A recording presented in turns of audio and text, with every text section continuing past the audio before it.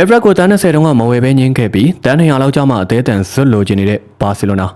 ပရိသတ်များလုံးဝမင်္ဂလာပါ Sport Cover Plus ကနေကြိုဆိုလိုက်ပါရီလွတ်တော်တဲ့ငါပိုကြီးတဲ့ဆိုတဲ့စကားပုံကလက်ရှိဘာစီလိုနာအသင်းရဲ့အခြေအနေနဲ့အထီးကျကိုကိုင်းညီနေပါရီငွေကြေးချက်တဲတွေကြားကရုန်းကန်နေရတဲ့ကက်တလန်ကလပ်အတွက်တော့တရေအထိတ်ကအမားတစ်ခုကအခုချိန်မှာနောက်ထားရစရာအကြီးအကျယ်ဖြစ်လာခဲ့ပါပြီ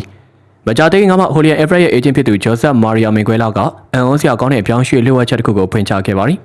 2023ခုနှစ်တုန်းကဘာစီလိုနာအသင်းစီကို Evra အတွက်ယူရိုတန်း20နဲ့ခေါ်ယူဖို့ကျွန်တော်ကိုယ်တိုင်ကမ်းလှမ်းခဲ့ပါသေးတယ်။ဒါပေမဲ့သူတို့ကဒီကမ်းလှမ်းမှုကိုပယ်ချခဲ့ပြီးအရီဆာ Ferran Torres ကိုယူရိုတန်း60ပေးပြီးတော့ဝယ်ယူခဲ့ပါတယ်လို့သူကဖွင့်ရပြောပြခဲ့တာပါ။တကယ်တမ်းပြန်တွေ့ကြည့်ရင်ဘာစီလိုနာရဲ့ဒီဆုံးဖြတ်ချက်ကတကယ်ကိုကြီးမားလာတဲ့အမှားကြီးတစ်ခုဖြစ်ခဲ့ပါတယ်။အဲဒီအချိန်ကယူရိုတန်း20နဲ့အလွယ်တကူရနိုင်ခဲ့တဲ့ Evra ကအခုဆိုရင်ကမ္ဘာ့အဆင့်တိုက်စစ်မှုတစ်ယောက်ဖြစ်တောက်ပနေပါပြီ။သူရဲ့လက်ရှိတန်းကြီးကလည်းယူရိုတန်း100ကျော်ထိကိုထိုးတက်သွားခဲ့တယ်လို့အခုလိုတန်ဖိုးတွေအစမတက်မြင့်တက်သွားချိန်မှဘာစီလိုနာကသူ့ကိုအသေးအံပြန်လဲလိုချင်နေတာကလည်းတကယ်ကိုရဲချင်းစရာကောင်းတဲ့ခါသီးလာတဲ့အမှန်တရားပါပဲ။အမျှော်မြင်နေပါလာတဲ့ပြောင်းရွှေ့မှုဝါဒအကြောင်းဈေးပေါ်ပေါ်နဲ့ရနိုင်တဲ့ရွှေခဲကိုလွင့်ပစ်ပြီးငွေအများကြီးပေးက Ferran Torres ကိုရွေးချယ်ခဲ့တဲ့ဘာစီလိုနာအသင်းအတွက်တော့ Evra ကတစ်တလုံးနှမျောတတဖြစ်နေရမယ်ကြီးမားလွန်လာတဲ့လွတ်သွားတဲ့ငါးကြီးတစ်ကောင်ဖြစ်သမိုင်းတွင်ကြံရစ်တော့မှအသေးချပဲဖြစ်ပါရီ။